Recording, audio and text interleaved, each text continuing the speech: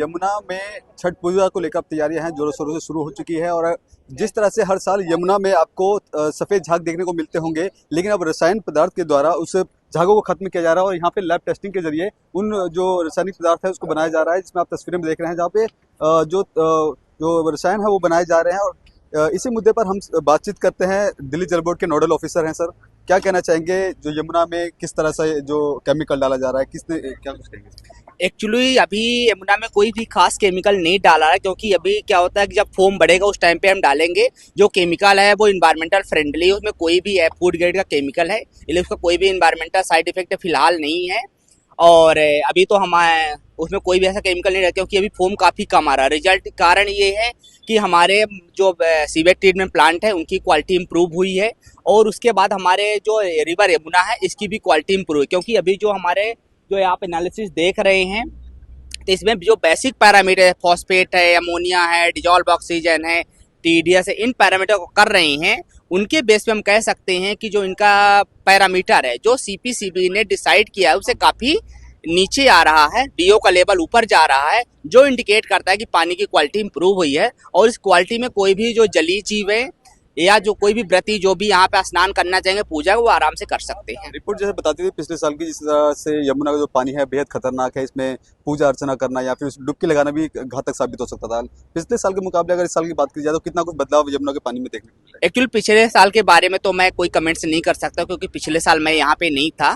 लेकिन अभी जो वर्तमान में हमारी क्वालिटी चल रही है उसके बारे में मैं कह सकता हूँ कि हमारे रिवर यमुना की, यमुना मैया की जो क्वालिटी है इम्प्रूव हुई है, और इसको हम आराम से हमारे प्रति इसमें स्नान कर सकते हैं। और हमारा पूरा दिल्ली जल बोर्ड का और दिल्ली गवर्नमेंट का पूरा एफर्ट होगा कि जो हमारी यमुना की क्वालिटी है लगातार इम्प्रूव होती रहे।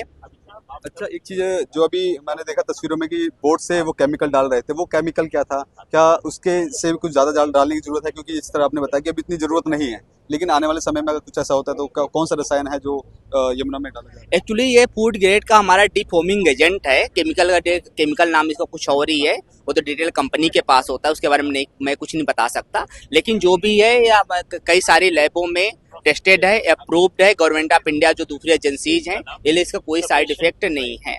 तो लेकिन मुझे नहीं लगता है कि इस साल कोई बहुत ज्यादा केमिकल डालने की जरूरत पड़ेगी। अभी फॉस्फेट लेवल कितना दिखा रहा है? इस टाइम पे फॉस्फेट जो हमारा सीपीसीबी स्टैंड 2 से नीचे होना चाहिए, लेकिन इस टाइम हमारा फॉस्फेट लेवल 1 के नीचे आ रहा है, जो कि बहुत ही अच्छा इंडिकेट कर रहा है। अच्छा, यानी आने वाली उम्मीद तो जताई जा सकती है कि छठ तक या छठ पूजा के बाद तक जो यमुना का जो पानी है साफ सुथरा रहने लगा है।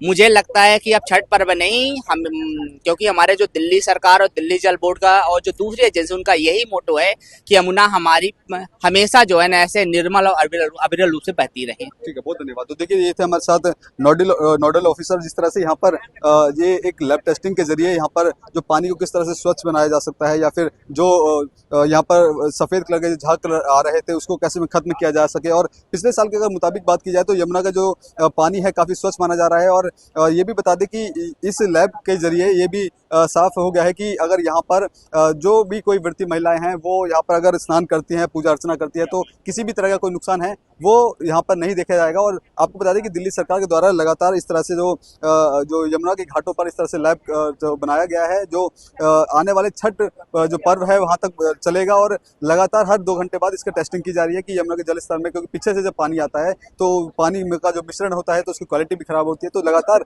हर 2 घंटे बाद इसकी जांच की जा रही है। और कितना स्वच्छ पानी है उसको आने वाले दिनों में ये देखना बेहद दिलचस्प होगा। कैमरा पर्सन कमलेश कुमार के साथ मैं संदेश सक्सेना, पंजाब केसरी.com, दिल्ली।